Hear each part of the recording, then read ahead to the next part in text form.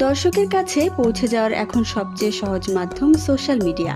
এর মাধ্যমে যেন তারকারা তাদের মনের কথা তুলে ধরতে পারেন দর্শকদের সামনে, তেমনি দর্শকও তাদের ভালো লাগা খারাপ লাগাগুলো পৌঁছে দিতে পারে তারকাদের কাছে।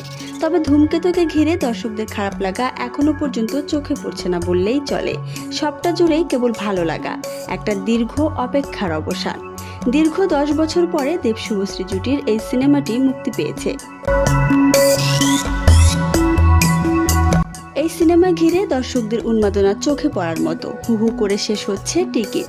আর ছবির সাফল্য দেখেই সোশ্যাল মিডিয়ায় একটি লাইভ ভিডিও করে সবাইকে ধন্যবাদ জানিয়েছেন দেব, রানা সরকার, কৌশিক গঙ্গোপাধ্যায়, রুদ্রনীল ঘোষ, অনুপম রায় ও ইন্দ্রদীপ দাশগুপ্ত। প্রত্যেকেই দর্শককে ধন্যবাদ জানিয়েছেন প্রথম দিন এই সিনেমাটাকে এত ভালোবাসা দেওয়ার জন্য। ওপেনিং ডেতে রেকর্ড ব্যবসা করেছে এই ছবি।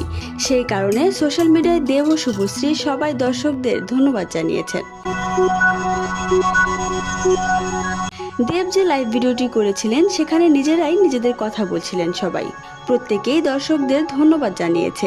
তবে এই লাইভে এসে একটি মজার মন্তব্য করেছেন রানা সরকার। তিনি বলেন, ধূমকেতুর জন্য পুজো এগিয়ে এসেছে, দেবও রয়েছে, দেবীও রয়েছে।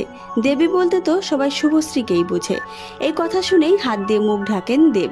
রানা সরকার তখন হেসে ফেলেন। এরপরে দুই প্রযোজকই অনুরোধ করেন সিনেমা হলে গিয়ে বড় পর্দায় ছবিটি দেখার জন্য। এদিন দেব বলেন, প্রথম যখন এই ছবির প্রচার শুরু করেছিলাম তখন মনে হয়েছিল কোথা থেকে কি শুরু করব। 10 বছর পরেও একটা ছবি কতটা প্রাসঙ্গিক সেটা দর্শককে কি করে বোঝাবো সেটাই ভাবছিলাম। কিন্তু দেখলাম দর্শকের অপেক্ষা আর উত্তেজনা এতটুকু কমেনি। গত 10 বছর ধরে একটা প্রশ্ন আমাদের পিছন পিছন ঘুরেছে যে কবে মুক্তি পাবে ধূমকেতু। আর এই প্রশ্নটা আমাদের আর কেউ করবে না। এবার দর্শকদের দায়িত্ব ছবিটাকে সাফল্যের মুখ দেখানোর।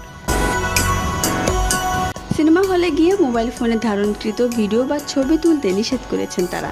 এতে সিনেমাটি পাইরেসির কবলে পড়তে পারে বলে আশঙ্কা করছেন। ভিডিওটি ভালো লাগলে একটি লাইক করুন, শেয়ার করুন, কমেন্ট করে জানান আপনার মতামত।